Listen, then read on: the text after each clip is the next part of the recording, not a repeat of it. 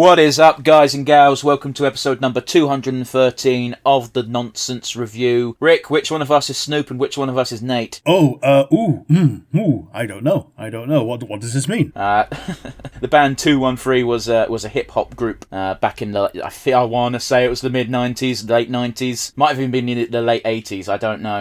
It was the first musical group of Snoop Doggy Dogg with his cousin Nate, who also took the suffix dog, and another chap who's incredibly successful, but I can't remember his fucking name, so forgive me for that one. Oh man, Nate Dogg is a real thing. I thought it was just what people called themselves. No, Nate Dogg was a proper artist. He sadly passed away in, I want to say, like the early 2010s. Yeah, okay. Yeah. Now, Nate Dogg featured on a lot of fucking tracks. That's the only reason why I know his name. Yeah, fair enough. I appreciate you're not a music guy. Even I'm not exactly a rap person, but I think everyone's familiar with Snoop Dogg. He's like a very successful persona nowadays. Yeah, totally. But yeah, that's your fact today. 213 it was a hip hop group. Do you want to know why it was called 213? Is that a crime code? No. So almost always a crime code, or the other popular thing people name 3-digit numbers after, and that is an area code. Yeah. So 213 is an area code in LA. Fair enough. Yeah. It was a bit like James Acaster just revealing his entire postcode. It was his postcode when he was 6. Yeah.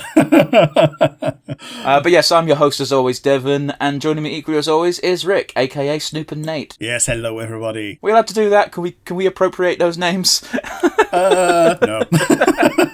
In as many words. Today we've got quite a bit of news to catch up on, but before that, what we're doing today is we're going to watch Devil May Cry, the new animated series on Netflix, specifically episode 1. We're not doing the whole thing. I don't have any background knowledge on this because 1, I don't care, it's brand new and it's based on Devil May Cry. That's pretty much all you need to know. 2, this is a Rick suggestion, so blame him. Yeah, it came out, it was new, the animation looked cool, and they were using a lot of like early 2000s music in the trailer. Yeah. 2 minutes before I started, before we pressed the record button, I asked Rick a simple question of, do you actually know anything about Devil May Cry? Do you enjoy the series? And Rick did the Rick thing of saying, I know this, and this, and I went, everybody knows this, and this. Do you actually play the games? And to which I got the actual answer I wanted, which was no. Yes, I don't own the games, I don't play the games. I like the feel, I've just never played one. Yeah, I couldn't care less about Devil May Cry, and we're doing this entirely because Rick was like, it's new and shiny. I know he's praising the art style, but it's just fucking Castlevania animation, which is all Netflix does. I'm not a massive fan of the style. Sure. I appreciate that I might be bucking the trend and I might not be the person. That fucking sentence was done in the complete wrong order. My apologies. I may be bucking the trend in that a lot of people may like this art style. I don't know. Personally, I think it's kind of nah. Sure. But anyway, I digress. We've got 2 weeks of news to catch up on, as I touched on earlier, because we had to do a bit of a pre-record last week, because Rick had a surprise trip sprung on him. Yes, I went to Shrewsbury. The main things that I did while I was there were we visited the castle, which was also a museum for the armed forces, mostly from wars, because, you know, that's when the armed forces matter. Everything that was on video was from, like, World War II onwards, obviously, but they had, like, recreations all going all the way back to, like, are you telling Civil me Wars and stuff. The videotape of the Roman legion invading Gaul is a fake? Hey. Are you telling me that Asterix and Obelisk are not real? Maybe if it was drawn in pencil, it might not have happened. Hey, fuck you. They got a live-action movie not too long ago, didn't they? Did they? Oh, shit. Yeah, I forgot about that. It was in French, though, so no one saw it. Well, the Tintin one was also in French, but people watched that. Yeah, but that was animated. Yeah, and it's Belgian. But yes, anyway, sorry, before we actually get too bogged down, for those of you not familiar with the show, what we like to do is talk about our weeks and the goings-on in the Wild Wide Universe before we jump into the review and the react itself. Again, got 2 weeks-ish to go through. The only thing we touched upon last week was Nintendo Direct, and not even the biggest one between now and then. So, yeah. Rick, continue. Yeah.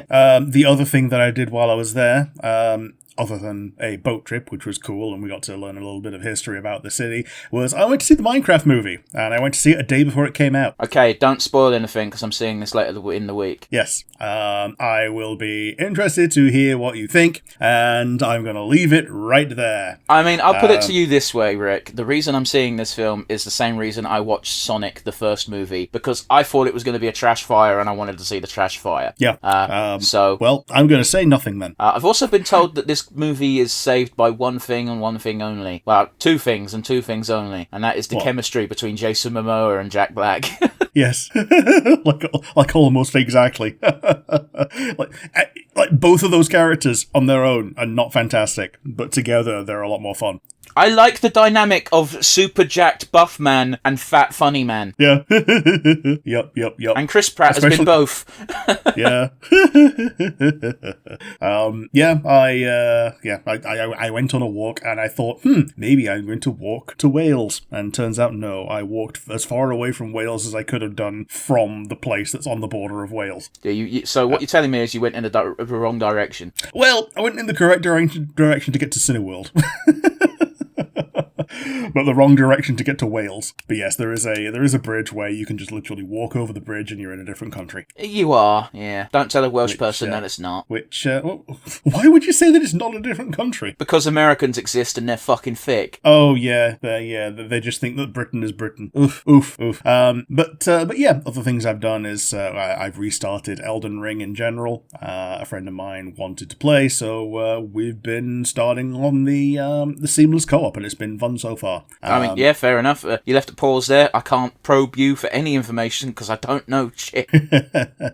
You've killed Margit. I don't remember the names. I don't know who that was. Was that the poison guy? That's the first guy that you were like, man, I'm banging my head against a brick wall. It's a pain in the arse, and then you killed him. Yeah, I killed him, and this is one of the things that got me frustrated with a mutual friend of ours, because that person has never touched a Souls game. Like, they always fall off long before the halfway point, and it's just like, well, sometimes you just got to bang your head against things, is what I said to them. And when I said I'm struggling against this boss, and he leaped on it immediately and said, you just got to bang your head against it until you beat it. And I went, yes, that's what I'm doing. I'm describing the process. Yeah. Well, the alternative to Margit in particular is you can just go the other way and do something else. Yeah, cool. Yeah. I didn't know that was an option. Yeah. It very much looked like that was progression. Yeah. I mean, it is, but also, yeah, you can just leave. Souls games shouldn't be open world. That's all I'm saying. I'm really fucking pissy at Elden Ring, and that will never change.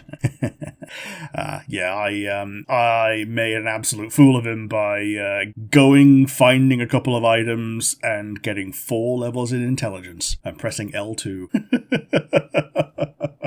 I used a greatsword. Yeah, you pressed R2. Which I had minimum stats to wield, so it wasn't very good. Hey, still fine. Like, still staggers. No, it fucking doesn't, Rick. Alright. It wasn't an ultra greatsword. It was the first greatsword that you have to loot off a corpse. Oh, so not the ultra greatsword. No. I meant a greatsword as in the greatsword weapon type. It was like whatever the fucking knights are called. That one greatsword. Yeah, the Lord Sworn Godric greatsword. Yeah. Man, if you follow that same road, you do get the greatsword named greatsword. Okay, I wouldn't have had the stats to wield that. 31. Yeah. You can do it with like 21. There's already more Elden Ring talk than I care for. Yeah. Speaking of Elden Ring talk, it's coming out on the Nintendo Switch Plus. Switch 2, sorry. You might as well call it the Switch Plus. Oh, yeah. It might as well be. Let's fucking do this now, then. Let's do the Switch 2 Direct. Let's tackle this. Right. I'm going to get my immediate thoughts out and just out there, because all I've been doing since that Switch 2 Direct is bitching with the same two people in the most contrived echo chamber of existence, because we all have the same opinions, but all we're doing is bitching at each other, despite the fact we're all agreeing. Anyway, the general vibe is that Direct was fantastic. I was so hype at the end of that Direct. And then something niggled at the back of my brain, and that's really funny. They didn't put a price tag in that Direct. Oh, that's why. Yep. The price is going to be rather high and might get even higher before it launches. That's only for America. By intention, yes, but by the same token, I wouldn't put it past them to just raise the price across the board. Okay, they won't, because they'll lose even more sales for no reason. Yeah. The reason why they're jacking the price up in the States, if you're unfortunately living in the States, is because the tariff bullshit's still going on. And by the way, ripple effect for Canada, because Nintendo can't guarantee what price it'll be on the launch day like they will in every other country. They're like, yeah, so you can't pre-order these yet because we don't know how much we're going to have to charge you. Which means they've also blocked Canada from pre-ordering Nintendo Switches, or Nintendo Switch 2s, because they're just going to ship them all out at the same time, so they don't want to They don't want to do 2 releases. Yep. And let's be honest, anyone who lives near the border in America is just going to go to Canada, pick one up for 20% less, and just go back. Yes and no, because when you go to the Canadian border, you have to declare anything you've bought, and then they claim back taxes by charging you at the border. Okay, but there's also there's plausible deniability of, I owned this before I came back. Yes, sure, but Border Patrol aren't idiots, and and they will clamp down on that shit. Yeah, like if you go out without a laptop and you come back with a laptop, like they're not going to pay attention to whether or not you had a laptop. If every single person does the same excuse, it's not going to work, is it, Rick? Yeah, I think they're actually more interested in clamping down on shipments of prescription drugs as well, by the way. Well, yeah, but, anything that generates income, they're going to clamp down on, Rick. Yeah, fair enough. But yes, I'm definitely going to be aiming to get a launch version of the Switch 2. Okay, first question is why? Well, because I can't trust Nintendo to have stock for the first year and a half. Okay, but what game is coming out in that first year and a half that you absolutely have to have on release? Oh, right, no, I forgot, you're a Legends weeb. Yes, I'm a Pokemon Legends ZA guy, and also, it's not going to be exclusive to the Switch 2,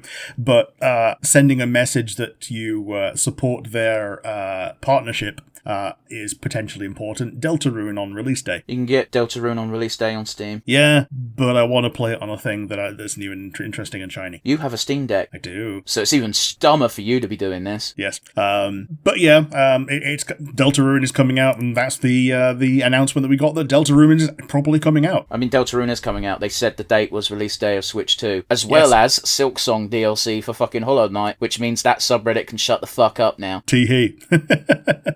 And they've confirmed that both of those games are releasing simultaneously on all platforms. Yeah, fair enough. However, what a fucking boon for your Nintendo Direct to just be like, yeah, no, it's coming out on the same day. Pre-order our console. Yeah. Just for context, by the way, guys, the current price for a Nintendo Switch 2 in the UK is £395. It's quite an expensive piece of kit. I want to say it was like $430 if you buy it with Mario Kart. I think that's about right, yeah. Yeah. Also, Mario Kart in America is now going to be like $80, but $50 if you buy it with the Switch 2. I mean, yeah, that's almost the exact same discount we're getting. Yeah. It's I'm just saying it right now, I'm not getting the Switch 2 on release because obviously that price tag is... I think I recall when we did our Switch 2 fantasy booking, I said $350 was realistically the highest I'd be willing to go, and I'm sticking on that. Yeah. Meanwhile, this is the first time, I believe, that they're actually putting a difference between the physical and digital prices. They are indeed, and it's a very odd one, isn't it? Because Nintendo have been so anti-digital, they've done a complete fucking U-turn on this one. Yeah, because most of their game cards are not actually game cards. Like, because you've had to install the game anyway already for most things, they've just gone double down on that and gone, okay, yeah, all of our cards are just literally just a code. Which I think is silly. Why would you even have a card? But, yeah. One thing that's weird to me is that the reason they had the same pricing was because of Japanese law, that it was a pro-brick-and-mortar store law that you could have the same product available digital or physical, but they had to be the same price. Yeah, but given the fact that they've already set a precedent of different rules for different countries, they could have ignored that for foreign markets. Yeah. They just didn't, because Nintendo have always had scummy business practices. This isn't unique or new. It's very funny, isn't it, Rick, seeing the fucking new generation of video gamers growing up and being like, I now get to buy I'll buy my own console with my own money, and it happens to be Nintendo is the first one to release cycle, and they're like, why are they being assholes? And it's literally the Buster Scruggs meme of just like, first time? Always has been. Yeah.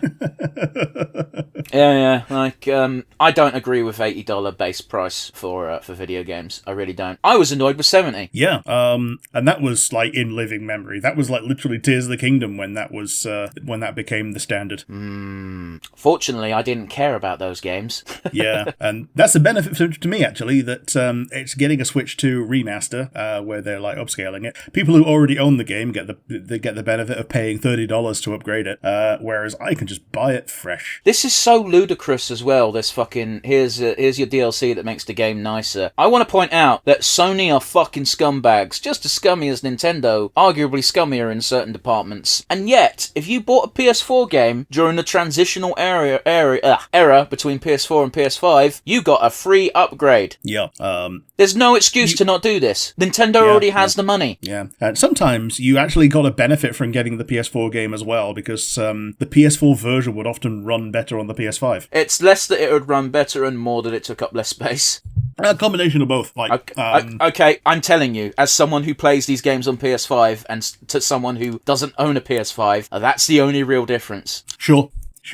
But yes, I basically have not been paying very much attention to the outside world other than the tariffs, which have messed up the stock market, and then apparently been put on hold. They've been put on hold for every country except for China, because China's the only other country with, one, the economic might to do this, and two, with a fucking backbone of actually going, no, fuck you, we are just going to stick retaliatory tariffs on, which means currently America and China have got, I want to say it's like 130% tariff on each other at the moment. Yeah, last time I looked, it was like 121%. But yes, they're like more than double the price of everything. Yeah, it's fucking mental, because I don't know why Trump has chosen this battle with China, because China will win this one. Like, actually. Yes. Yeah, they can just literally wait it out. But the thing is, China imports a lot less from other people than people import from China. Exactly. Like, you don't have to be a master economist to see this. And that's even disregarding the fact that Trump has shat on every other business trading partner in the world. Oh, yes. Like, you gotta bear in mind, he's pissed off everyone. He pissed off China and Japan and Korea so much that all three economies agreed to team up against America. Those countries hate each other. They do. Britain is actively working with the EU again. Yeah, it's quite something to see. Like, America's shot themselves in the foot. They really have. And all this because Trump's pee-pee don't work. Well, it's one of those. Well, and also, like, a large portion of the country is brain dead. Yeah. Like, you got to bear in mind, he did win the election, which means the bulk of Americans were either like, I don't want a black woman as president, I want something different, or there's no point in voting because nothing will change anyway. All of those people are to blame for putting Trump in power. Bear in mind, much like with British elections, only about 67% of people turned out to even vote on election day. Yep. Yeah. The reasons to vote for a Republican are either you are morally bankrupt and basically are filled with hatred, or you are morally bankrupt and are filled with greed. A lot of Americans seem to have this mindset, and it's not just Americans. This affects the globe, but I'm picking on Americans right now because you're the guys in the biggest amount of shit. I apologise, but only so much. Where a lot of people seem to think that one day I might be a millionaire, so I should vote for people who look after millionaires, which is a really fucking stupid way of looking at things. But a load of people do it. Yeah, it's the number one way to avoid becoming a millionaire is to look after the ones who already are. It's a baffling choice. It really is. Anyway, as I alluded to, that's pretty much the end of my week.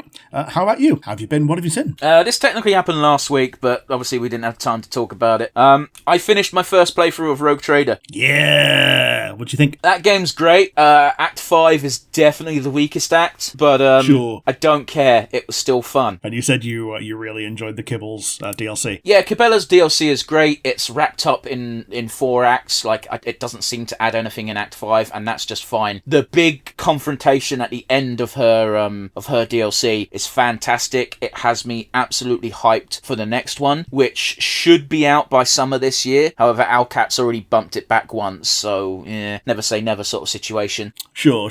It's I was going to say Adeptus Arbites, because that's just Space Marines, isn't it? It's Adeptus something or other. All we know is we're getting a doggo. Yeah. So yeah.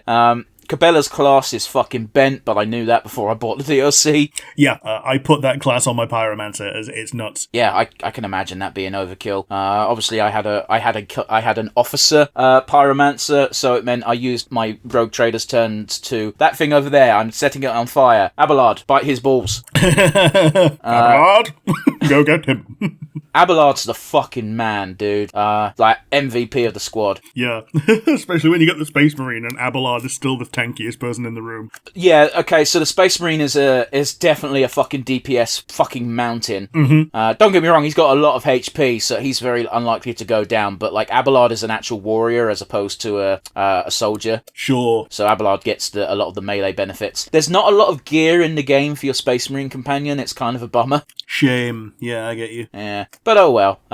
Honestly, I prefer using our Adeptus Mechanicus guy over the Space Marine, but the Space Marine's a fucking Space Marine, so it's one of those. Yeah, I mean, you got space in your squad. I don't. Do you not? I'm surrounded by waifus. Like, you can't do anything with her romantically, but Idira is my second favourite companion. Sure, okay. It's weird. My two favourite companions are the first two the game gives you, because they're just fucking ride or die. Yeah, like Idira and Abelard. Yeah. And then you get Argenta.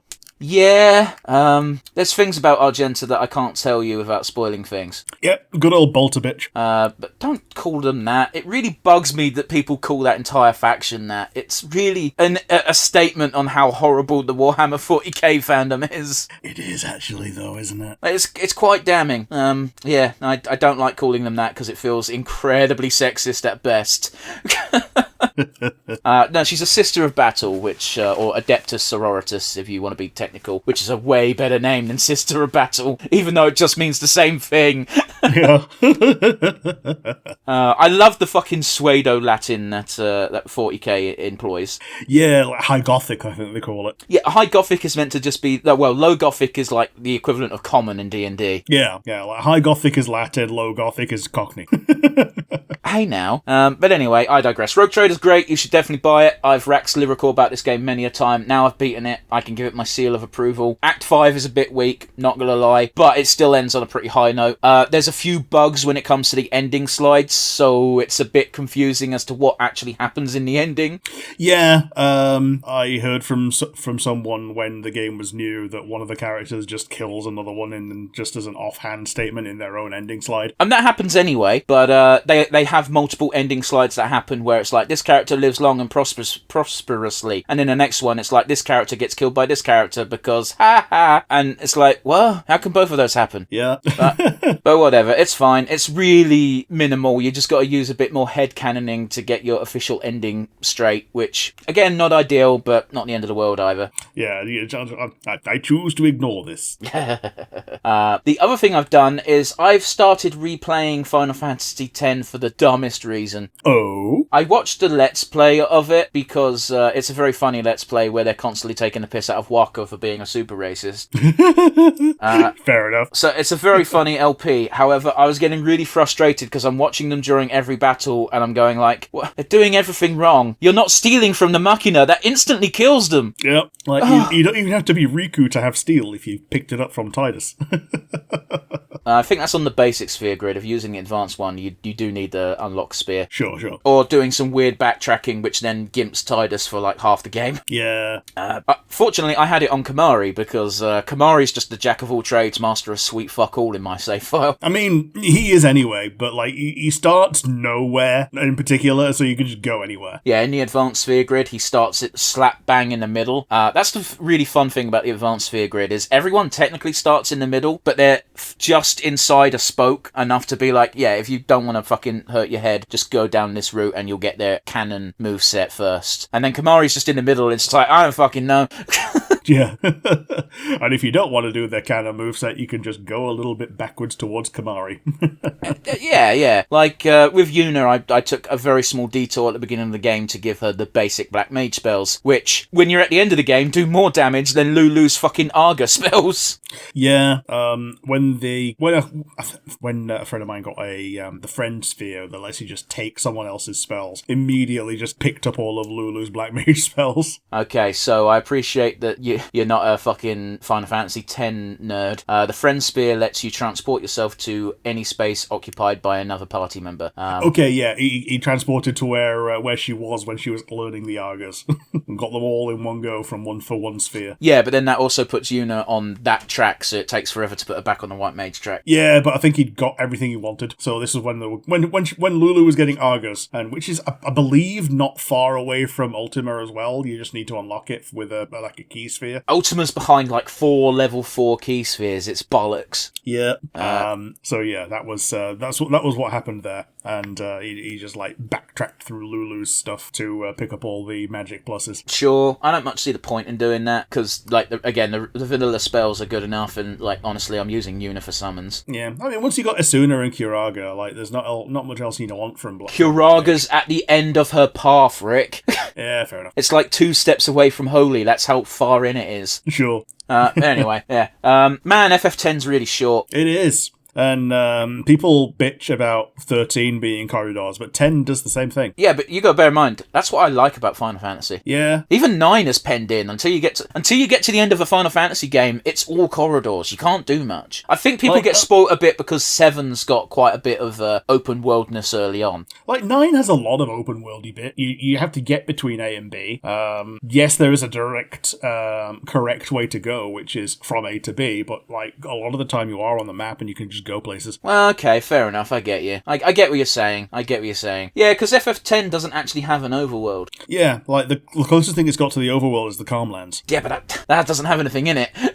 Yeah, you just go from A to B and skip the Calmlands, and the only reason to stick around there is because you wanted to do the Chocobo shit. You wanted to hunt for Yojimbo and Anima. You want to find that guy who's got the monster zone where you can just like do all the arena shit. Yeah, so Yojimbo and Anima aren't in the Calmlands. Anima, you have to wait until you have the airship at the end of the game, and Yojimbo, alright, I'll grant you, it's technically Calmlands adjacent, but he's under the bridge just before Gargazet, so he's not even on the Calmlands map. Yeah. So you get to Yojimbo from the Calmlands. Yeah, and you have to like explore the Calmlands to get to his doorway. No, you don't. That's what I'm saying, because when you get to there's one map screen that's between Calmlands and Gargazet. That's where Yojimbo is. So you have to pass the Calmlands to get to Yojimbo. Sure, okay. So Yojimbo's not hidden. Well, okay, he's kind of hidden in the sense that you got to go under the bridge instead of over it. But that map is so small. Yeah. You got the Wecrium Temple in the corner where you can unlock the Mega Sisters. That might be what you're thinking of. Maybe. But that also takes forever because you got to get an item from Gargazet and beat the Summon Lady a bunch of times to get the other item to unlock them. Yeah, and in our version, you need to have all the Destruction Spheres as well, I believe. Destruction Spheres is for Anima, and Anima's not here. Sure. But yeah. Anyway, I digress. FF10's fun. I've been having fun. Yeah. Consequence of still being more or less bedbound. Yeah, that's a problem you've been dealing with recently, ain't it? Yeah. Physio told me I had a physio appointment this week, so that was fun. And the physio said you shouldn't really be lying down, and I had to explain I'm not really lying down. I am sitting up. I'm just sitting up on a bed. Yeah, but it's one of those like the greatest pain comes from changing positions. Yeah, or if I'm sitting down on a chair because the pressure of the chair hits me just right in the leg on the spot that puts pressure on the spot that's painful. It's very stupid. You ready for some news? Let's hope that the nerve trauma heals soon. Yeah. It's all one can do, really. But yeah, you ready for some news? Yeah, let's go. Over on Reddit, they had their annual April Fool's joke. Oh shit, I forgot April Fool happened. Yeah, there wasn't much. Nothing really fools you unless it's an active trick. You know what I mean? That was a dumb thing to say. The one that was like actually disappointing is the that one Pal World visual novel. Yeah, but that was clearly not real. Like, it was clearly not real. The size of it is 4 megabytes, which, is like not real. 4 also being the number that April is. But it looked so cute. It was like such a high quality shitpost. Well, when you're a company, you can kind of afford high quality shitposts. Yeah. But yeah, anyway, Reddit's April Fool's joke was our field, which at a glance looked the same as like our place, which was that thing where you get to place a pixel every minute. Our field was a game where you play the game and you can place as many pixels as you want, however quickly you want. However, it was basically Minesweeper but without any clues. Right, okay. So if you placed a pixel on a bad spot, you then got kicked out of our field and got banned from the subreddit, and then placed in a different subreddit, which was our failed field or something. I can't remember the exact Reddit name, because once I lost lost the game, because I placed down like 20 pixels just in a row, just going like, like a bit like Homer Simpson, just do. And after like 20, I just happened to hit a dodgy spot, and it was like, cool, you've now been banned from our field. Do X in this subreddit, and you'll be allowed back on our field. And I went, no, I'm good. This is very dull. There's no actual game here, and it's not like our place where you could actually make murals, because people are treating it like a competitive thing because you're placed in arbitrary teams. Basically, it was a shit April Fool's joke. Sure. But at the end of the day, it affected Reddit. And actually, the other thing it did is it has changed the Reddit icon on my phone, so it's got a green and black checkerboard behind the Reddit face, and it looks ugly. In other news, sadly, Val Kilmer passed away at the age of 65. Oh, that's young. It's not old as one can be. He passed away from pneumonia, which a lot of people do when they've after they've contracted. I want to say he had throat cancer about 10 years ago. Oh, okay. So it's one of those where it was almost certainly that didn't help. Yeah. For those of you unfamiliar with Val Kilmer, he was Batman for a movie, in a not very good Batman movie, but he was Batman. More importantly, he played Doc Holliday in Tombstone, and it might be one of his best roles ever. Yeah. If you've not seen Tombstone, highly recommend it. It's a great movie. I've not seen it. You should watch it. It's a good movie. It is, however, a Western, and I appreciate that's not everyone's cup of tea. Sure. So yeah, Val Kilmer will be sadly missed. In other news, fucking Simpsons, Family Guy, American Dad, and Bob's Burgers have all been renewed by Disney for the next 4 years. Okay, cool. 4 years. I mean, that just means that Disney is nice and confident that they can keep on producing their bullshit. You're not allowed a third proper season of The Owl House, but here's 4 more years of American Dad. Yeah. Let that sink in, Rick. Yeah. Now, I want to point out, I like Bob's Burgers. I even like Family Guy, to be honest. It's a good mindless show to have on in the background. Don't think we need 4 more years of either. I'm quite happy there being 4 more years. I don't think it should have been given a 4-year contract. But here's the thing, is like, these are mainstream popular franchises. I understand that. That's why they've been given such juicy contract extensions. But, like, come on, even Seth MacFarlane's fucking sick of Family Guy and American Dad. Yeah. Yeah. It's telling when the person who makes it can't be fucked anymore. Like, he doesn't even create it anymore. He just reads the script as Peter Griffin and the other 700 characters he plays, and just goes, yep, there you go, there's my voice lines done, pay me. Yep. In other more serious news, this came out earlier on in the week. The Department of Justice has decided to pursue the death penalty for Luigi. Oh, I didn't know this. Yeah, it's pretty grim, really, because the state he's in isn't a death penalty state. Yeah. Which implies weird that they can just kind of choose to do this. Well, it implies that they're charging him on a federal level, which is baffling. Yeah. Now, I want to point out, first of all, I generally don't believe Luigi is the person who shot that CEO. 2, even if he was, this is wrong. Yeah, you don't eye for an eye. There are crimes in which multiple children are gunned down and people get a slap on the wrist. If this is not a more telling sign of Run Wolf Lee, another for me, I don't know what is. Yeah. It's irritating, and it's disheartening. Now, I want to point out, I don't, in general, I don't agree with the death penalty anyway, because I don't trust the government to not abuse being able to sentence people to death. And this is a prime example of why I don't agree with the death penalty right here. Yeah, because when you've got people that disagree with it, like when people disagree with the verdict, that means that as far as people are concerned, someone is going to be unjustly killed. Well, it's more than that. It's like, if the government has the ability to kill people it just doesn't like, by saying, yep, this person did this crime, there's no factor to rein that in. Yeah. And again, this is a living, breathing example of, we have the death penalty, we don't like this person because they killed a very rich and powerful person, so we're going to lobby for the death penalty despite not being in a death penalty state. Yeah. Even Americans should be up in fucking arms about this, even if they don't agree with what Luigi allegedly did, which again, I firmly don't even think he did the crime. Oof. Yeah, absolutely. Well, yep. Americans, wake up. In other news, Billy Mitchell wins his court case against YouTuber Carl Jobst. Okay, I wasn't aware of this. You were aware of this. I spoke to you about it when we covered that one episode of Regular Show where they were taking a piss out of Billy Mitchell with the caricaturized face of his. Oh, yeah, GBH. Yeah. So the reason I bring this up is because I've touched on it before on the podcast where I said, oh yeah, Carl Jobst is going to fucking wreck this guy in court because he's a cheater. And turns out Carl Jobst was telling a bit of a fib in that wasn't what the court case was actually about. Oh, okay. The court case was basically for defamation, and I've got to be honest with you, now that everything's come to light, I agree with Billy Mitchell. That's not a nice thing to accuse someone of. The actual thing was, Carl Jobst accused Billy Mitchell of being involved in another human being's suicide, whose name escapes me, my apologies, where Billy Mitchell sued this other individual, and apparently, I say apparently, didn't, demanded a large amount of money for financial restitution for damages, and apparently this financially ruined the chap in question that it led to his suicide. However, this is demonstrably false, because asking all his living relatives and checking the court documents, the case never ended in any money trading hands. Which means, at least in this context, Billy Mitchell cannot be accused of being involved in this person deciding to take their own life.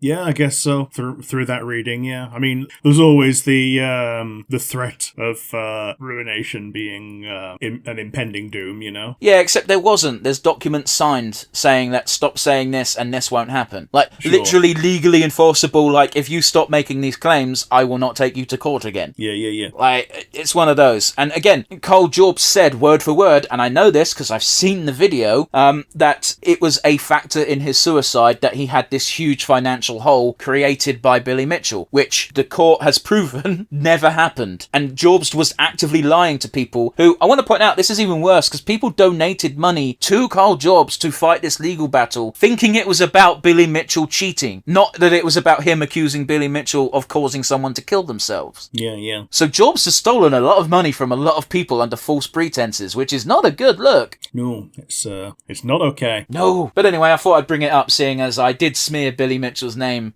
based on information from Carl Jobst, and that was wrongly so I apologise. Well, there we go. Alrighty, in other news, Rick, did you know that the Fab Four are getting a movie? Generally, yes. I am generally aware of this. Did you know it's going to be a cinematic universe? The Fantastic Four cinematic universe. Okay, so this is going to be like the prequel timeline or something, is it? I didn't say fantastic, I said fab, which means the Beatles. Oh, okay. Yeah, I didn't know the Beatles were getting a cinematic universe. So the Beatles are getting a movie called the Fab Four, and I went, okay, fine. Bohemian Rhapsody was really popular, and it kind of spawned a bunch of other movies like that. It makes sense. I just happened to oversee an interview in my periphery while I was sitting down eating lunch with my mum that the director's like, oh no, each Beatle is going to get their own movie and then we're going to have the Beatles movie. And I went, fuck off, they're having a Beatles cinematic universe.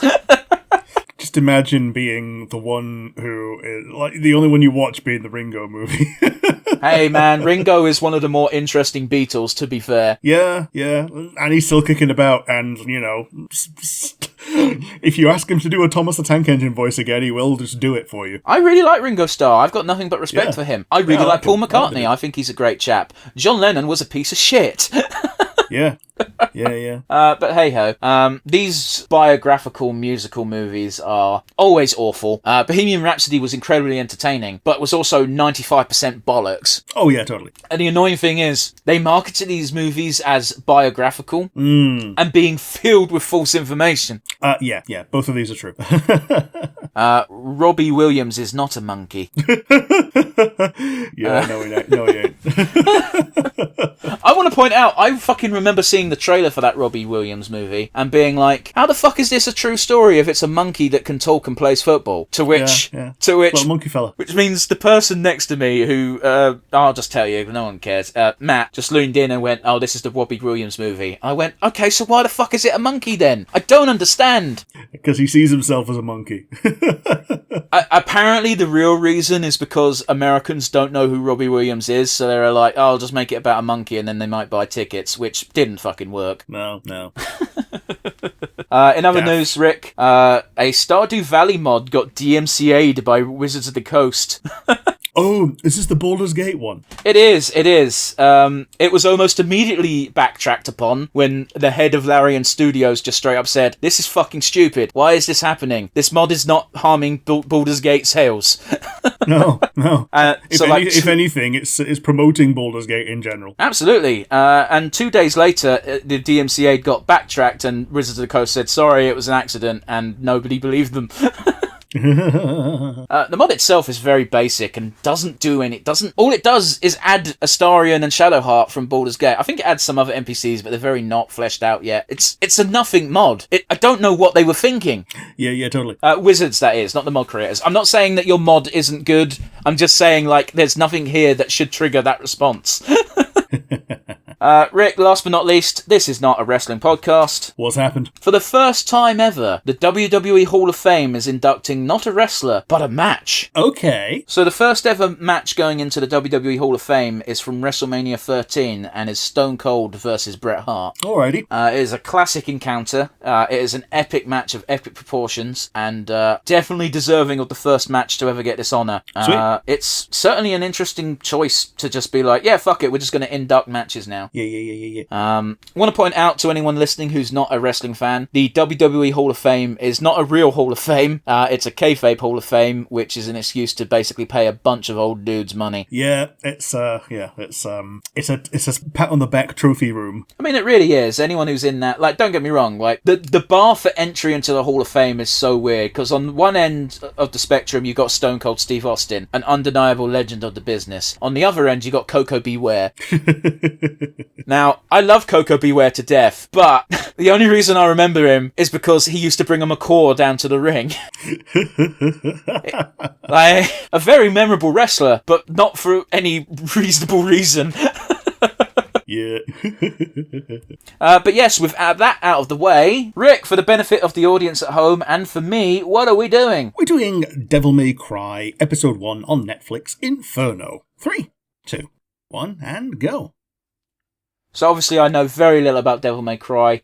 I'm not a fan of Netflix's pseudo anime art style. The only thing I know about this show is fans of Devil May Cry the game fucking hate it. Do they? Oh well, man, shit. I obviously know the basic stuff about Devil May Cry that everyone knows. He's the son of Sparda. There is Virgil. Nero's his nephew, apparently. I don't think Nero will be showing up in this. Yeah, I'm assuming not.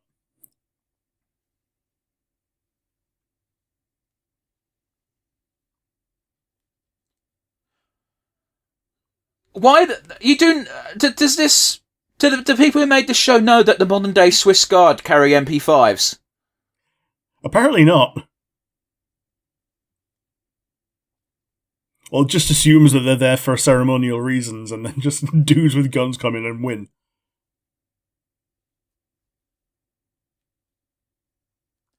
Yeah, no, you don't want to touch that. That's definitely evil.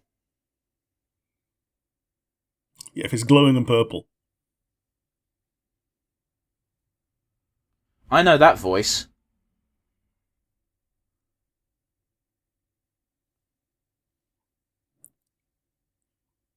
Hey, Laplace's demon.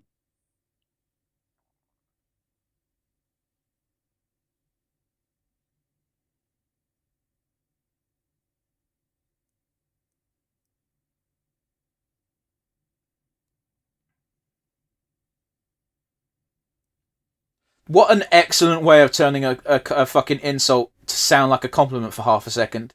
Yeah, it tracks.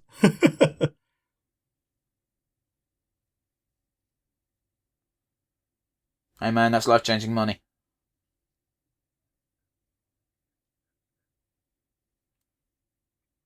It's the Dracnian.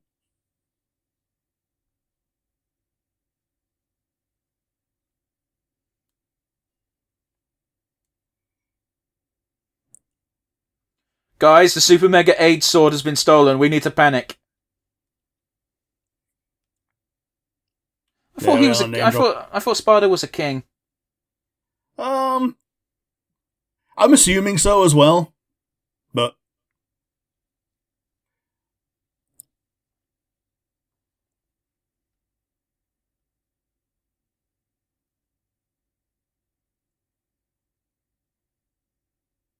That's a rather fucking pessimistic view on humanity, isn't it? I mean, he is a demon.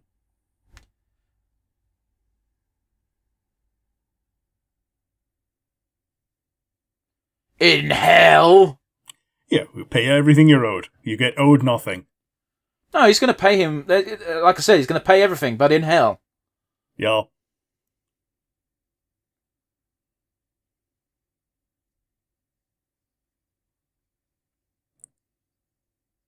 Go, anime bunny man.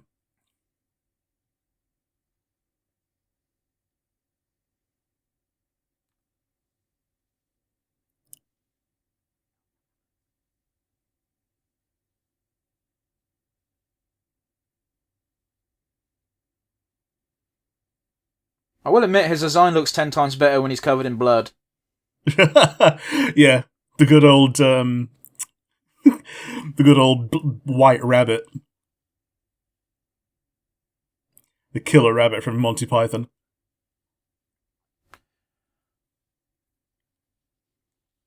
I mean, I was legitimately just thinking the White Rabbit from Alice in Wonderland, but...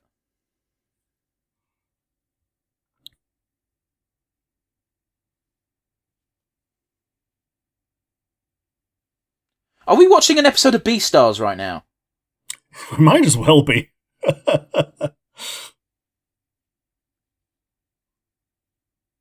Edgelord Beastars. It's already pretty fucking edgy. Yeah, a little bit. I should really give that show a deeper watch. Dude, that evil is on you, not me.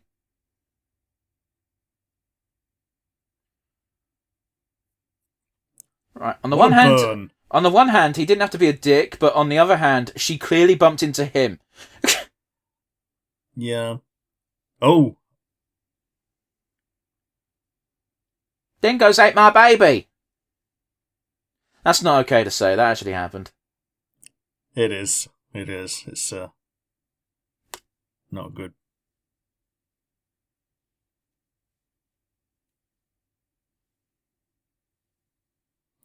Let's go down this murder alley. So the child has either been replaced or has always been like this.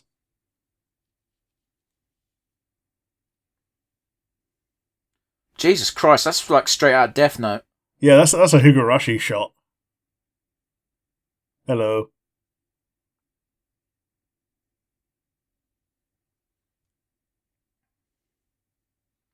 And now we've got fucking hollows from Bleach. Yeah. They're just stealing all the anime bollocks.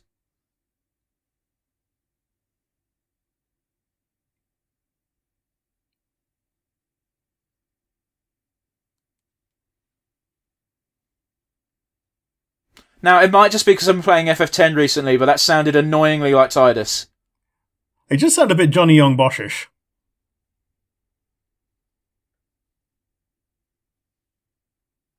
Now, bear in mind, English is the original language for this. Yeah.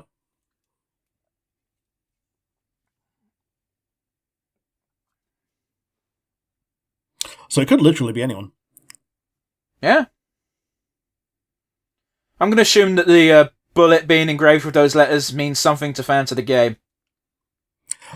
I think it's when your combo gets high enough, you're able to do a jackpot shot.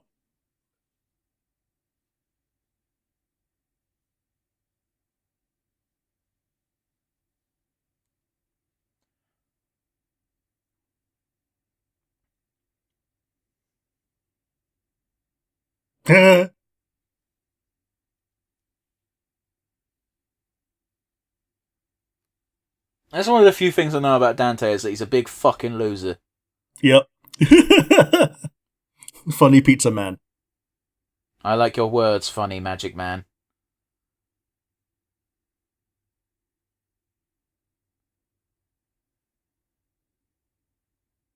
The baby.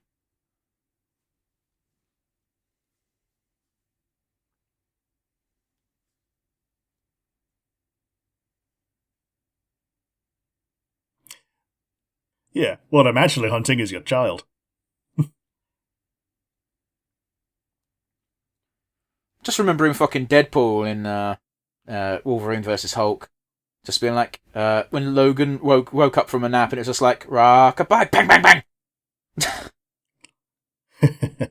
Kill it now! Alternatively, the baby from fucking Men in Black. Yeah. Or the squid people who are giving birth to a squid baby. That's exactly the baby I was referring to. Yeah, the squid baby is actually perfectly fine and an absolute treasure. Just a little bit zealous. Oh yeah. Took enough time to fucking give a plug to that. Yeah, Netflix funded this. Oh, fuck off! That's a killer track, though. It is, though.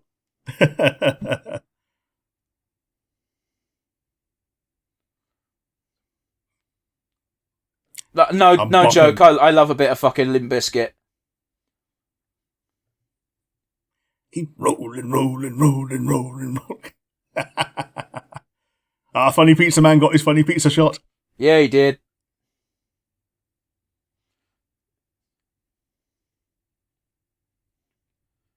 Right, on the one hand, boo censoring the word fuck. On the other hand, give a big shout out to the free genders. Yeah. Yeah, the ladies, fellas, and those who don't give a...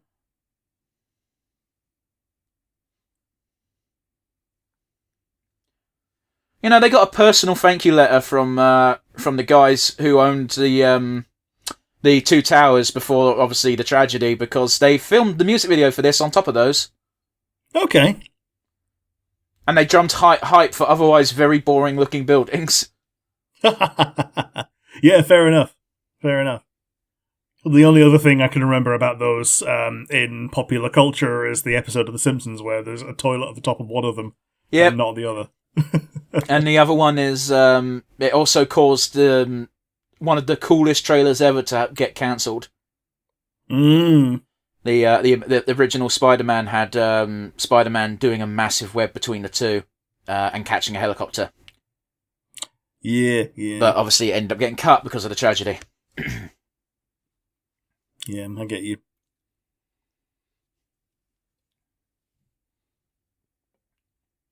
Well, this came out at a bad time, didn't it? Did, yeah.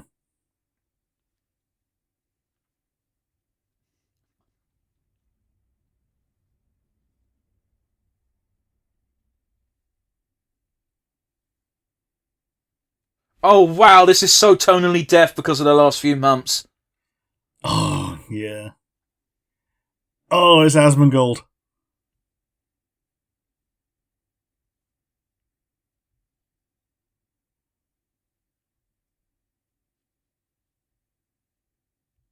No, this is an actual crazy person. Asmongold just fucking chases whatever's popular. Yeah.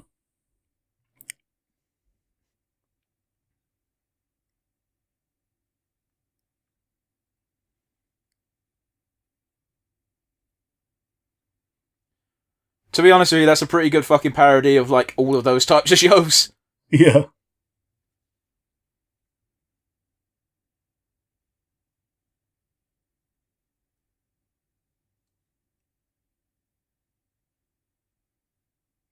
I'd be fucking scared if a theoretical physicist, specifically a renowned one, just went, okay, so we got demons coming out of the church and they're killing our boys. You'd be like, on the one hand, you're like, this is crazy person talk. On the other hand, this guy is... This guy researches... is the one that goes, yeah, these are actual demons. We need to do something about this. Yeah.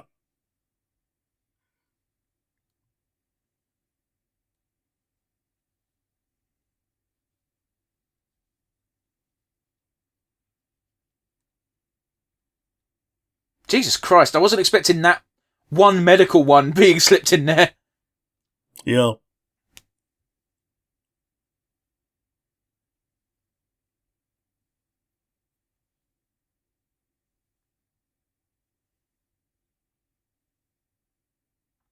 That is true to a certain extent.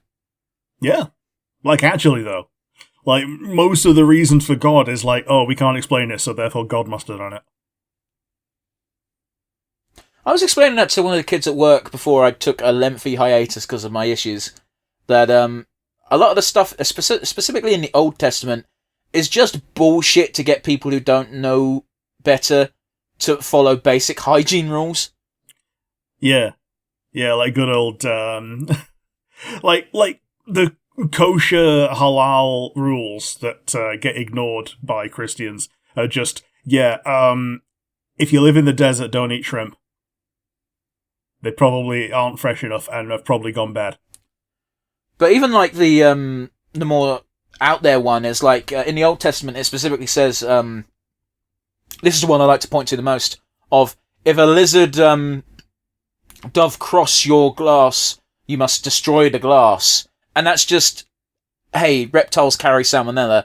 If you drink from a glass of water that had a reptile crawling on it, you're probably going to get sick. Yeah. Yeah. But there's no good way of explaining that to people who don't know what science is or what germs are, because they can't. Yeah.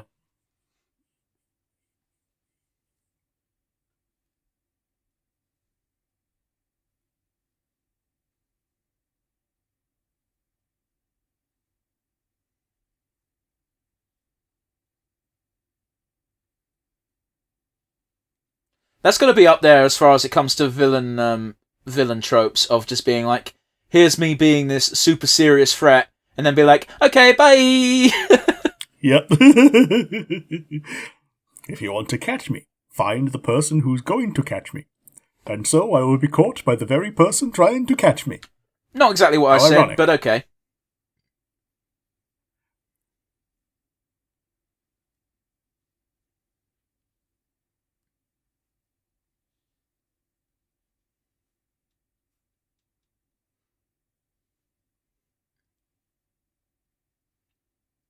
That's what happens when serial killers get bored. Yeah.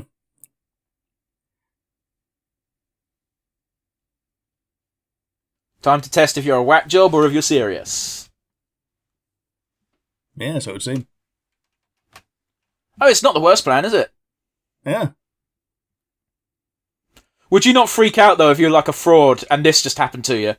Yeah, you just get hunted down by, like, highly armed... Oh, look at that Wish.com Dante. I thought it was a Wish.com fucking Alucard, actually. Yeah.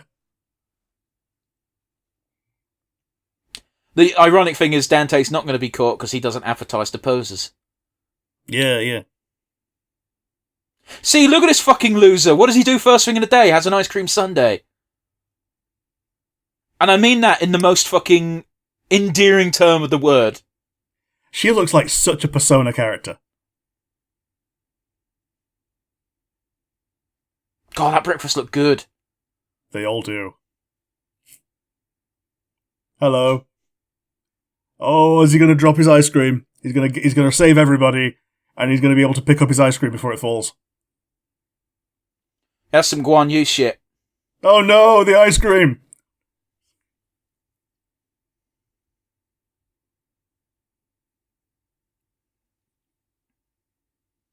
It looks like he might have saved one person at most. Oh, wow, how? Yeah, he saved them all, yeah. Okay, well, that'll be Virgil. So, I always loved the explanation of Dante got transfixed with cowboys when he was younger, but Virgil got fucking the weeaboo autism. Yeah. Yeah, they both got the tism. Yeah.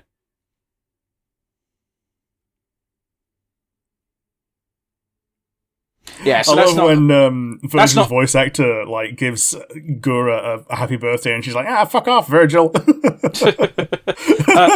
the by, that's not actually Virgil. That's someone taking his form. Yeah. The real Virgil, I don't think, has demon powers like that.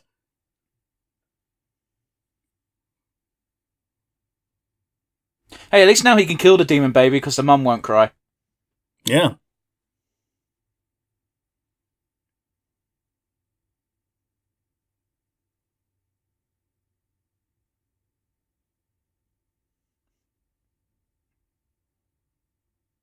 Yeah, see?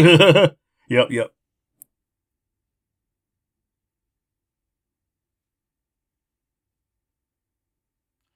That's meant to be fucking taking the piss out of Constantine. Yeah.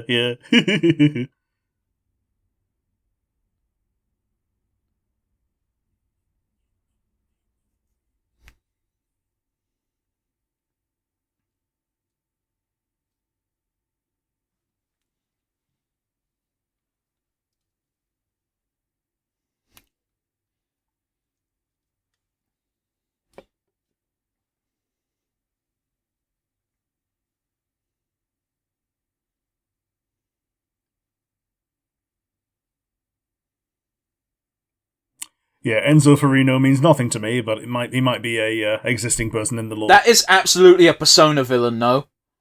Yeah. Yeah, it's Kaneshiro.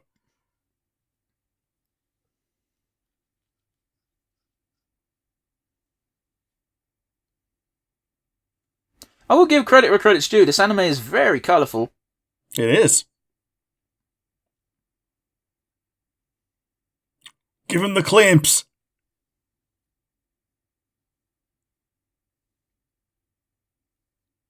If he wasn't dead, I'd have said that was fucking Guilford Godfrey.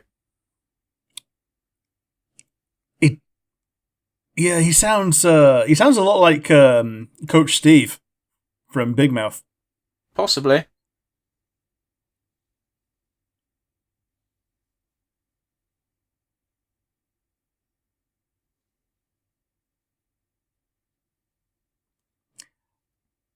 Hey, it also sounds like Danny DeVito. It's fucking not.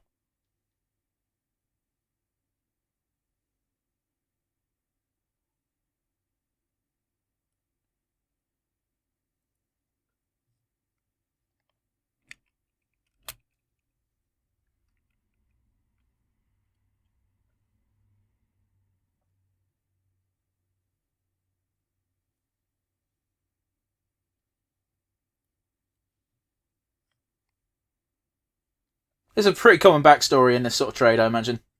So it would seem.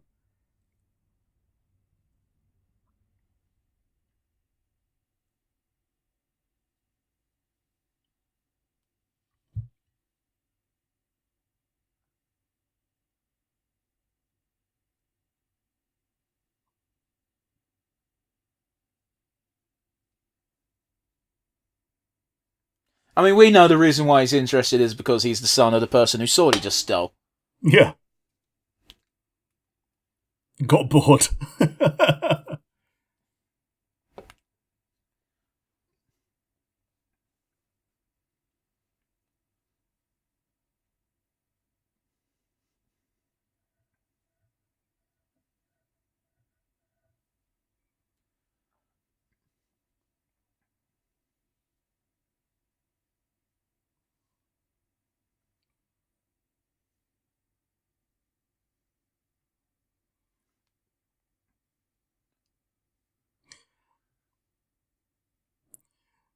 Yeah, so Virgil is either assumed to be dead or actually dead in this version of the universe. He's not actually dead. I believe the plot line is always that like he's presumed dead, and then surprise.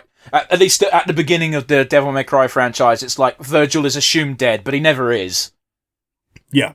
It's a very easy storyline for me to relate to because it's literally just Undertaker and Kane from WWE. Yeah.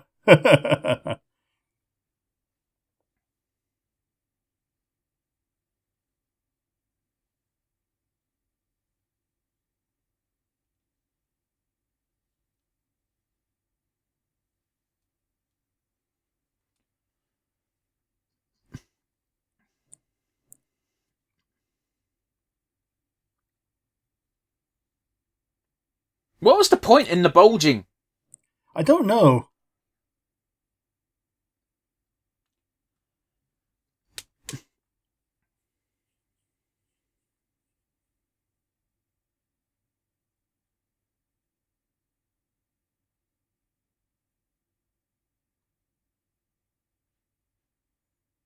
They must love having people like this who just can't shut the fuck up.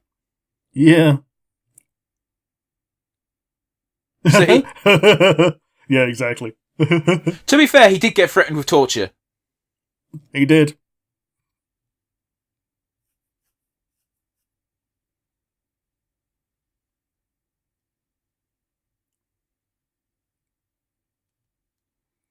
Yeah, when the world is covered in surveillance cameras, you will eventually find the furry.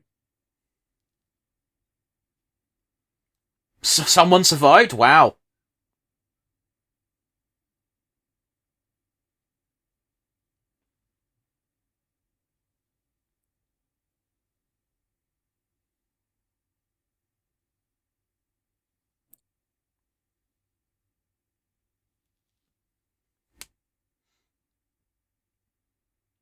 Sparda looks a lot like one of the demons from Darkstalkers. Does a bit, yeah.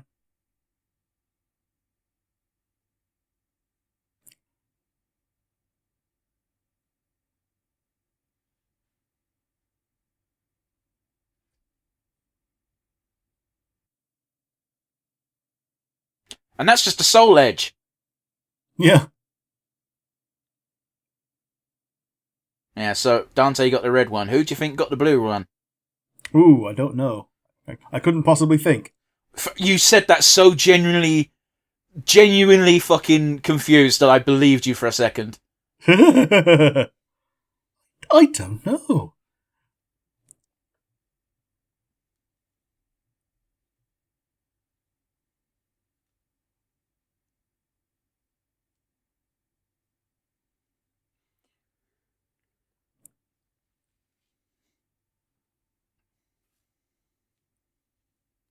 Yeah, we get it. There's 3 MacGuffins.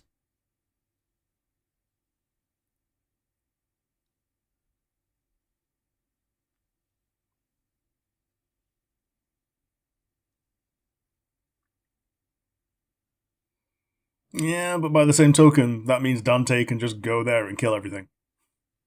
You're putting a lot of faith in one person.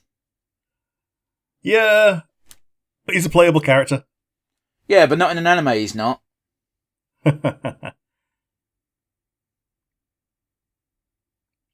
You're also discounting the colossal amount of casualties that will occur.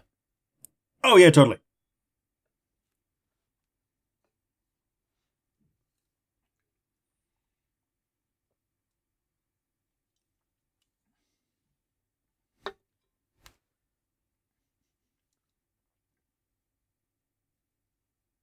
Oh, so he does. Hmm.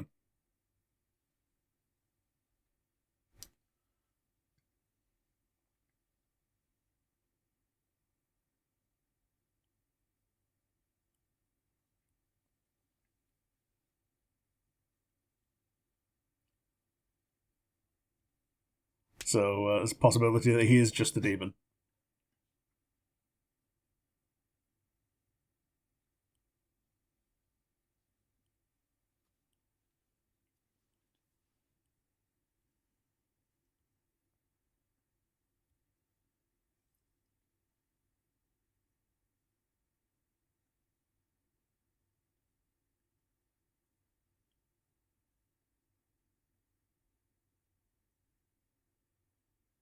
So here's the thing: like, if that was a demon pretending and masquerading, then why would he give him that information? Yeah, so probably not a demon masquerading. I This kind is of dig this. this is what everyone wants to see, though. Yeah. Horny people will need to watch Dante do dances. I just love the fact that Dante gets to be a weird loser. Yeah.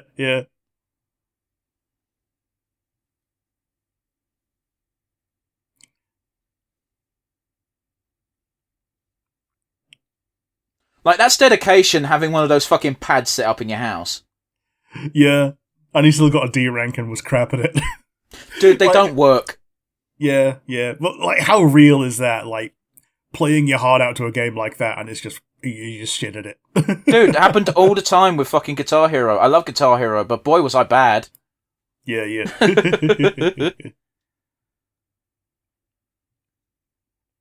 I'm basically waiting for the VAs at this point. Oh, Johnny Wrong Bosch has done so. There you go. Kevin Conroy was in there. I saw Kevin Conroy. So this must have been one of his last roles. Yeah. I didn't see who he voiced, though, which is kind of annoying. Would you like me to go back and find out for you?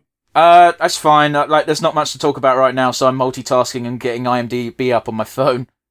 Sure. No, not Kevin Costner. No one cares about him. That wasn't very nice of me. I'm sorry. I typed in his name, and the very first thing that came up is the picture of that really. There you go. Yeah, in there memory we are, of Kevin in memory. Conroy. The American guy who's in charge of the investigation. The guy with the glasses and the Sure. American tie. Okay.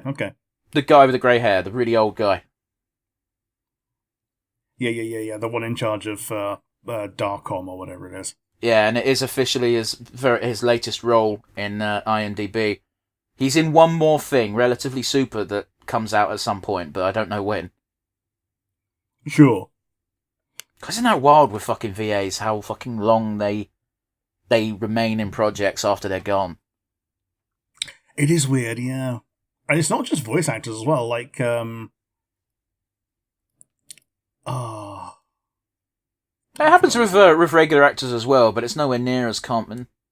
Yeah, I get you. Like, Norm Macdonald was was Yaphet, like, 2 years after he passed away, I believe. Yeah, but again, that is just, that was mostly VA work. Yeah, VA work and, a bit of mocap for the face. Mm-hmm. Erica Lindbeck is in this at some point. Yeah. Who, that's Luna, isn't it? I believe so, yeah. Yeah, it's got a pretty big VA cast, but most of them are unknown to me. Robbie Damon is Virgil. I don't know what else they've done. A lot of VA work. Oh, they're on Critical Role, so that's something. Yeah, Jesus Christ, 400 fucking roles on IMDb. This person's a voice actor. Yeah. The name sounds about right, though. The name sounds familiar. I get you, man. Not to sound broad, but if I go on someone's IMDb page and they've got like 300 plus listings and they've only been working for like 12 years, I'm like, yeah, that's a voice actor. Yeah. He's one of the more recent animated Spider-Mans. Sure. But yeah, that brings us to a close for the first episode of Devil May Cry. Rick, thoughts? I liked it. I'll be watching more of it. Maybe not immediately, but I will be keeping up to it. Anytime Rick says he'll be watching it, but not immediately, means that he's not watching it. Well, I haven't watched Castlevania yet. Yep. You haven't watched fucking Firefly. No. Well, you keep bringing up Firefly, but like, there's a difference between something that's on Netflix that I can get immediately, easily, and something that's live action. Firefly is on Disney Plus, which you also get easily. Yeah, fair enough. But yes, I liked it. How about you? It was fine. Yeah. Like, the animation was actually fine. I was worried that it was going to look too Castlevania-y, but they kind of fixed that by setting most of it in the daytime and having lots of bright colours. So, exactly. There's that. It really doesn't pique my interest. Like, I've never given a fuck about Devil May Cry, and this first episode hasn't changed that stance. The voice acting was fine. The animation was fine. The plot was dumb, but it's Devil May Cry. It's always been a very simple, silly plot. Yeah, totally. Like, I even said it at a certain point of just like, yeah, get on with it. We get it. There's 3 MacGuffins. Yeah. As an opening concept, yeah. It's fine. The combat scenes were decent enough. I got no complaints in that department. There's a bit too much hell of gunfire, but I get it. That's Dante's gimmick, so I can't be salty about that. Yeah, he doesn't get the sword until later, obviously. Yeah, which is weird because I'm pretty sure he starts with the sword in the games. Yeah. Not necessarily the sword of Sparta, but a sword. Yeah, like he's got a regular sword. But yeah, like most of what he does is gunplay. As I said, as a person who doesn't know anything about Devil May Cry apart from the core concepts, it was a fine starting episode. If you don't know anything at all, it establishes everybody. You know Dante has a brother who is meant to be dead, and demons know about this brother for some reason. Yeah, demons know about the brother, and he has an up-to-date appearance. Yes. It is what it is. I'm not high on this. 90% of that is because I just don't care about Devil May Cry, and that's not a fault of the show. Sure. Rick, let's get to our closing wind-down moments, shall we? Do you have a standout favourite moment? I think it was the recording of Laplace giving his taunt to whoever might be watching in future, and it's like, yeah, I'm here. Come find the person who's gonna get me. Come get me. See, it's interesting, isn't it, that you call it a taunt, because it's not even a taunt. It's the baiting of a trap. Oh yeah. I just loved the little Laplace's demon. It was I just think it's a fantastic villain to have as like a magnificent bastard who is skilled and powerful without just being a doomsday villain. You know. You can just call yourself a furry, it's fine. Hey, I'm leaving that up to you. But yes, do you have a favourite moment? It was pretty cool seeing Virgil, even though it wasn't actually Virgil. Like, for a split second, I was like, oh, that's Virgil. That's weird and early. But we very quickly found out why. Because the coolest part of Devil May Cry is Dante and Virgil constantly fighting. Yeah. Yeah, getting at each other's throats. Yeah, I've it's like, seen... Go on. It's like Wolverine and Sabretooth, ain't it? Not really, because Wolverine dominates that fight every single time. Yeah, sure. One of the few things I know about Devil May Cry is the animatic cutscenes of Dante and Virgil fighting are always entertaining. Yeah. It's always fun seeing a katana against a cowboy. Granted, usually said cowboy has got a sword as well, but he mainly uses his guns in cutscenes because it's cool. Yeah. But we can't only talk about the good, we also have to talk about the bad, so let's get to it. What is your weakest link, Rick? I didn't like how real some of the reactions were, in that people were just not believing things, and even the ones that did were like, no, I'm going to turn this to my advantage. Okay, but at the same time, Rick, demons... Yeah. So demons are real, that means that God is real. Yeah. Okay, but at the same time, Rick, if suddenly your worldview is completely turned upside down, what other stance are you going to take other than, okay, well, hopefully this thing is real because that means we have a weapon? Yeah. Hopefully the God thing is real because that means we've got some hope against the demons. Yeah. Yeah. It's I find it a little bit hypocritical that the person who's meant to be like the quote unquote big good is like, yeah, we've just had everything that all my entire faith has now been proved entirely correct, and you can't prove me otherwise, and it bugs me. But oh well, that's a bug for me. I want to point out, Rick, in Avengers 1, Steve Rogers goes. Steve Rogers meets Thor. Tony Stark meets Thor. Tony Stark is an atheist. Steve Rogers is a Christian. Neither of them changed their beliefs. Yeah, Steve Rogers only just when he's talking about Loki and people going, oh, be careful, he's God, he just goes, there's only one God, man. He doesn't quite say it like that. He's not Dog the Bounty Hunter. Well, he does literally say, though, there's only one God, ma'am. Yeah, but, okay, I misheard you and heard you say man, as if, like, he was some fucking trippy, hippie, fucking bounty hunter dude. Yeah, not quite. But yes, do you have a weakest link? I didn't like it. It's Devil May Cry in anime form, and it's hard to get into something in anime form when you don't care about the source material in the first place. Like, this weakest link is entirely a failing on my part. I've never cared about Devil May Cry, and translating Devil May Cry from a video game, which has the benefit of being a video game, to the screen, doesn't really help it. Sure, I get you. I'm also not sure if this is an original storyline for the sake of the anime, or if any of this occurs in the games. And they're fighting an uphill battle because they'll piss someone off either way. Apparently the long-term Devil May Cry fans are not super high on this. I did tell you this before we started. You did. Like, it's one of the few things I know about this is that the more of a fan of Devil May Cry you are, the worse you hate this. Yeah, your words were they fucking hate it. But yeah, like, it's on me. I don't care about Devil May Cry. Turning it into a cartoon doesn't help. It doesn't help as well that we're clearly starting with a rookie Dante, like, in the early days of his career, so he's not even an established super badass yet. Sure. You know, it just doesn't help, that's all I'm saying. And yes, I know I'm being really mean to the show. Cry me a river, Netflix. Yeah. Let's try and end on a positive, shall we, Rick? Who gets your MVP today?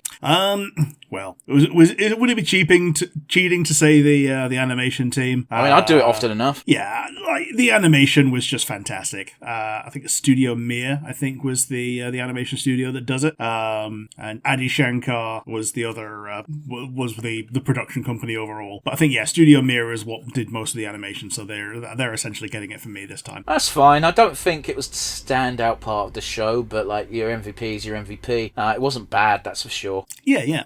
How about you? Do you have an MVP this time? My MVP is Limp Bizkit, because for that brief 1 minute of like just music video, I was super excited and hyped. Yeah. And they never got brought up again. Yep. Just Limp Bizkit rolling. The opening theme. Do you want to know a fun fact about Limp Bizkit? Let's go. They used to have it written in their contract that if their music was used in a video game, they had to put Fred Durst into the game. Okay. Ask me why I know this. How do you know this? So for a brief period of time, The Undertaker in the WWE was known as the American Badass, and he had Rollin' as his theme tune, as his entrance theme, which means they needed to license the music for the video game to put it in for Undertaker's entrances, which means they had to put Fred Durst into 2 different WWF video games because they used his music, and he got a unique entrance if he tag teamed with The Undertaker. Nice. I believe that's also why he's in a Def Jam game. Okay. But yeah, Fred Durst, you crazy bastard, what a great stipulation to put in your contract. So silly. I like it. But yes, that brings us to a close today. Devil May Cry, bit of a mixed bag. Rick was more high on it than I was, and I certainly agree it's not a bad show based on its base elements. I just don't care about the franchise. Yeah, apparently he's a museum robber. Who is? Fred Durst in Devil May Cry. Shut the fuck up! He still has that stipulation. He was one of the museum robbers.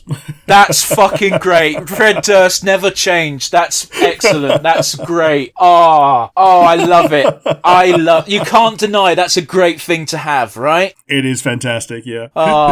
That's awesome. Anyway, we're going to close up today on that awesome bombshell. Thanks for that, Rick. Let us know in the comment section what you think of the Devil May Cry anime. Devil May Cry anime. Let us know what you thought, how much experience you have with the franchise. Try not to spoil it because Rick seems to actually want to watch it at some point. Yep. So yeah, we've got the comment section down below on YouTube and Spotify for that. Alternatively, you can send us an email at nonsensereviewuk@gmail.com. That's absolutely correct. Send us your messages, whether it's insightful, informative, or just fun. We might read it out on a future episode. But until then, join us again next week where we'll be doing something completely different. Yeah, even I don't know what we're doing. Bye, everybody.